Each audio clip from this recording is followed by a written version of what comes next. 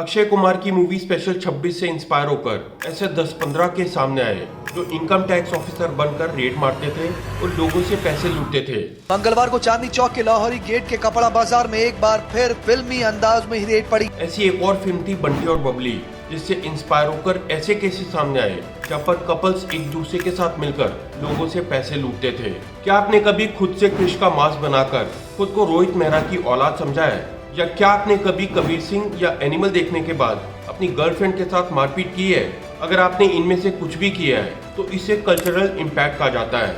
Cultural impact का मतलब होता है कि जब कोई भी आर्ट फॉर्म, चाहे वो फिल्मों या टीवी गेम्स, जब ये सोसाइटी की वैल्यूज को, बिलीव्स को, हैबिट्स को इन्फ्लुएंस करते हैं तो इस इन्फ्लुएंस को कल्चरल इम्पैक्ट कहते हैं। फिल्में 100 सालों से हमारे कल्चर का बहुत बड़ा हिस्सा रही हैं। इन्हें हमेशा से एंटरटेनमेंट को कल्चरल प्रमोशन के लिए यूज किया गया है। फिल्में हमारे दिमाग पर, हमारे परिवार पर, हमारे समाज पर असर डालती हैं। इंडिया में इश्यूज की कोई कमी नहीं है। सोशल इश्यूज पर दंगल, आर्टिकल 15, स्लमडॉग मिलियनेयर और पैडमैन जैसी कई फिल्में बन चुकी हैं, जहाँ एक तरफ दंगल दिखाती है कि कैसे हमारी सोसाइटी विमेन स्पोर्ट्स को चैलेंज करती है अपनी बैकवर्ड थिंकिंग की वजह से, तो वहीं दूसरी तरफ आर्टिकल 15 दिखाती है कि कैसे आज भी इस देश में कुछ पिछड़े इलाकों में कुछ पिछड़ी सोच की वजह से लोगों को डिस्क्रिमिनेशन फेस करना पड़ता है। रेसिज्म, मिसोजिनी, मैरिज, कैसे जीना चाहिए, क्या पहनना चाहिए, क्या खाना चाहिए, कहाँ घूमना चाहिए। एंटरटेनमेंट हमारी रोजमर्रा की जिंदगी में पॉजिटिव और नेगेटिव इफेक्ट डालता है। हमें पता होता है कि फिल्में असलियत नहीं है, मगर फिर भी ना जाने क्यों हम इनके साइकोलॉजिकल इन्फ्लुएंस में आ जाते हैं। 1940s में भारत की आज़ादी के बाद ऐसे बहुत सारे फिल्म मेकर सामने आए जिन्होंने अपने काम के जरिए सोशल इम्पैक्ट क्रिएट किया। जैसे महबूब खान की डायरेक्ट की गई मदर इंडिया नेशन के स्ट्रगल का सिंबल बन जाती है। ऐसी फिल्में रियलिटी पर बेस्ड थी और इन्हें पैरेलल सिनेमा कहा गया। मगर 1960s खत्म होते होते इंडिया के पैरेलल सिनेमा को इंडिया का कमर्शियल सिनेमा ओवरटेक करने लगा। अलग अलग दौर में अलग अलग तरह की फिल्में बनने लगी।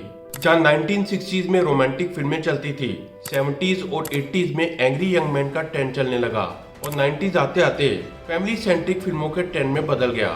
मगर 2000 के बाद तो हमें कई तरह की मसालेदार action, comedy, romance, biopic, religion, social taboo, patriotism, सब तरह की फिल्में देखने को मिली। आज इंडियन सिनेमा बहुत बड़ी इंडस्ट्री बन चुका है और इसीलिए कई बार मन में सवाल आता है कि आखिर इतने सालों में सिनेमा ने, बॉलीवुड ने इंडियंस पर क्या छाप छोड़ी है।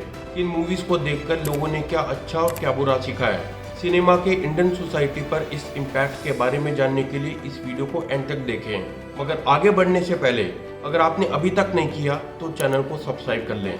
2007 में ही तारे जमीन पर इंडियन एजुकेशन सिस्टम को ही चैलेंज करती है, जहाँ पर एक बच्चा डिसलेक्सिया से सफर कर रहा होता है और वो जैसे तैसे इस रेस में सरवाइव कर रहा है। एक ऐसी रेस जो वो कभी जीत ही नहीं सकता और ना ही उसे पार्टिसिपेट करनी चाहिए थी।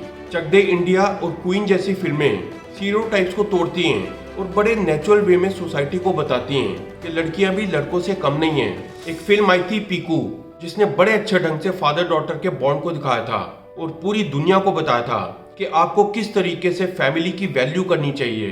कभी खुशी कभी गम दिखाती है कि ट्रेडिशंस की कितनी इंपॉर्टेंस है हमारी इंडियन फैमिलीज में। बड़ों को रिस्पेक्ट देना, छोटों को प्यार करना, इन सब चीजों की कितनी वैल्यू है और ये सब चीजें ना यहीं पर होती हैं। फॉरेन में शायद ही ऐसा कुछ देखने को मिलता है। अक्षय कुमार की मूवी पैडमैन इंस्पायर्ड है अरुणाचलम मुरुगनाथन की रियल लाइफ स्टोरी से, जिन्होंने लो कॉस्ट सेंटीपैड मेकिंग मशीन बनाई रूरल वुमेन के लिए। अक्षय कुमार ने पैडमैन के एसोसिएशन में एक सोशल चेंज कैंपेन भी चलाया 18 to 82, जिसका मकसद था 18% से 82% तक सेंटीपैड के यूसेज को बढ़ाना।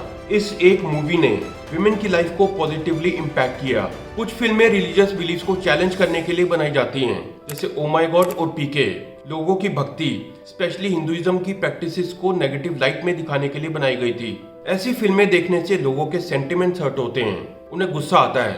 और ये भी देखा गया है कि यंग जनरेशन को अपनी रिलीजियस प्रैक्टिसेस, अपने कल्चर को एक्सेप्ट करने में मुश्किलें आती हैं। अगर रीजनल फिल्म्स की बात करें तो बाहुबली और कांतारा जैसी फिल्में उन कल्चर्स को एक्सपोज करती हैं जिनसे नॉर्थ इंडियंस तो दूर हैं ही, मगर बाकी दुनिया भी इनके बारे में नहीं जानती। और ये कल्चर बहुत स्पेशल है। बहुत से लोग थे जो कर्नाटका के उस डांस फॉर्म के रिचुअल के बारे में कुछ भी नहीं जानते थे, मगर कांतारा देखने के बाद वो समझ गए होंगे कि आखिर वो क्या था। RRR ने तो इतनी ज्यादा पॉपुलैरिटी गेन करी कि पूरी दुनिया नाटू नाटू सॉन्ग पर नाच रही थी और जब लोगों ने ये फिल्म देखी तो उन्हें पता चला कि क्यों इस कंट्री के लिए फ्रीडम फाइटर्स इंपॉर्टेंट हैं और क्यों ये हमारे लिए सुपर हीरोज भी हैं। हाल ही में ही कल्कि ने भी ग्लोबली बहुत ज्यादा पॉपुलैरिटी गेन करी है और उसने बताया कि हिस्ट्री इज सो रिच और कैसे फ्यूचर तो ऑलरेडी हजारों साल पहले लिखा जा चुका है। हर साल एक न एक ऐसी फिल्म आती है जो फैशन को पूरी तरह से बदल के रख देती है या फिर फैशन के एक नए ट्रेंड को लेकर आती है। आपको याद है जब तेरे नाम आई थी तब वो सलमान खान का मिडिल पार्टीशन वाला हेयर स्टाइल कितना पॉपुलर हुआ था।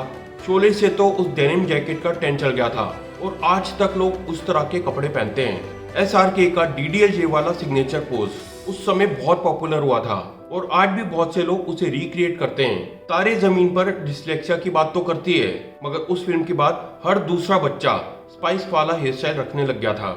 KGF के रॉकी ने लोगों को इंस्पायर किया बड़ी बियर्ड और बड़े बाल रखने के लिए।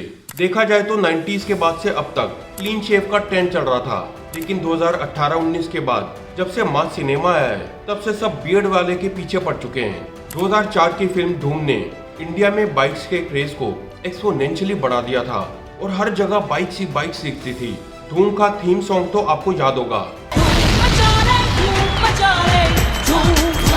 आज भी कई ट्रक्स में वो हॉर्न की तरह यूज होता है। जिंदगी ना मिलेगी दोबारा, दिल चाहता है और ये जवानी है दीवानी जैसी फिल्में टूरिज्म को प्रमोट करती हैं। और ये अलग बात है कि इन तीनों का पैकेज अलग है। इनमें से सबसे सस्ता दिल चाहता है वाला है, बाकी दोनों फिल्में तो फॉरेन में जाती हैं। जिस चीज पर बॉलीवुड ने सबसे ज्यादा नेगेटिव इम्पैक्ट डाला है वो है शादियां। अगर आपने अपने परिवार में अपने आसपास से सुना है कि शादियों में जितना भी खर्च करो कम है, तो इसके पीछे सबसे बड़ा जिम्मेदार बॉलीवुड है। और इसका असर बहुत साल पहले 90s में होना शुरू हो गया था जब ये फिल्म आई थी। फिल्म में वेडिंग सेलिब्रेशन को बहुत ग्रैंड तरीके से दिखाया गया था। हर सीन में गाने और डांस बहुत खूबसूरती से भरे हुए थे। हम आपके हैं कौन के अलावा, देवदास, विवाह, DDLJ, बैंड बाजा बारात, टू स्टेट्स और तनु वेड्स मनु जैसी ना जाने कितनी फिल्में हैं जो शादी को ग्लैमराइज करती हैं और इनका असर हमारी सोसाइटी पर भी देखने को मिलता है। जहाँ पहले प्री वेडिंग शूट एक सिंपल अफेयर हुआ करता था, वो आज एक फुल ब्लोन प्रोडक्शन इंडस्ट्री है। फंक्शन जैसे संगीत लड़के और लड़की वालों के बीच में एक डांस कंपटीशन की तरह लगते हैं और वेडिंग सेरेमनी कभी खुशी कभी गम जैसी लगती है। उसी का हाथ है इस कल्चरल शिफ्ट में। फिल्म में माधुरी के ब्राइडल फैशन, आउटफिट, ज्वेलरी और ओवरऑल स्टाइलिंग ने एक बेंचमार्क सेट कर दिया था इंस्पायरिंग ब्राइड्स के लिए। यही सेम चीज अनुष्का विराट की शादी में भी देखने को मिली थी, जब दिल्ली का ब्राइडल मार्केट भर गया था अनुष्का के जैसे लहंगे की डिमांड से।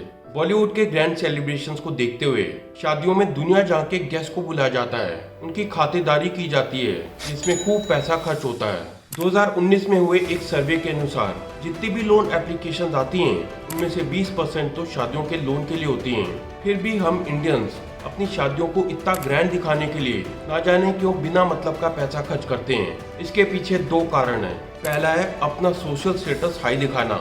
बॉलीवुड की वजह से शादी कई हद तक बाहर वालों को दिखाने के लिए की जाती है। मूवीज का इम्पैक्ट सिर्फ वेडिंग सेरेमनी तक नहीं रहता, बल्कि शादी के बाद होने वाली लाइफ पर भी दिखता है। फिल्में जैसे बागबान, गहराइयाँ, कभी अलविदा ना कहना इंडियन फैमिलीज के चेंजिंग डायनामिक्स को पोर्ट्रे करती हैं। फिर चाहे वो जॉइंट फैमिली हो या nuclear families, love marriages, live in relationships कुछ डेकेड्स पहले तक इंडिया के लिए नए कंसेप्ट थे, मगर आज बॉलीवुड की वजह से नॉर्म बन चुके हैं। लव मैरिज के साथ live in relationship, casual relationship, hookup culture भी नॉर्मलाइज होते जा रहे हैं जो पहले टैबू कंसिडर किए जाते थे। सलाम नमस्ते, लुका छुपी, शुद्ध देसी रोमांस, प्यार का पंचनामा और ओके जानू जैसी फिल्में मॉडर्न रिलेशनशिप्स को दर्शाती हैं। बॉलीवुड का इम्पैक्ट शादी और रोमांस को छोड़कर वायलेंस और पोर्ट्रेल ऑफ हीरोज में भी बहुत है। शोले, राउडी राठौड़, दबंग और सिंघम जैसी फिल्में ऑडियंस के दिमाग में हीरोज की इमेज को लेकर एक स्लो ट्रांसफॉर्मेशन ला रही हैं। कुछ स्टडीज मानते हैं कि वॉयलेंट पोर्ट्रेल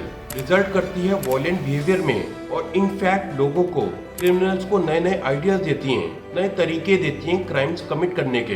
बॉलीवुड हमेशा से टॉक्सिकेंट्स के कंजम्पशन को ग्लोरीफाई करता रहा है। अल्कोहल और स्मोकिंग को एक स्टाइलिश एलिमेंट की तरह दिखाया गया है। अल्कोहल को गम से उभरने के लिए और सिगरेट स्मोकिंग को कूल लगने के लिए दिखाया जाता है। आप चाहे लव लाइफ में परेशान हो या प्रोफेशनल लाइफ में, दारू पियोगे तो ठीक हो जाओगे। ऐसा भी ऑब्जर्व किया गया है कि जो यंग लोग मूवीज देखते हैं वो कैरेक्टर्स को इमिटेट करने के लिए ड्रिंक और स्मोक करना शुरू कर देते हैं।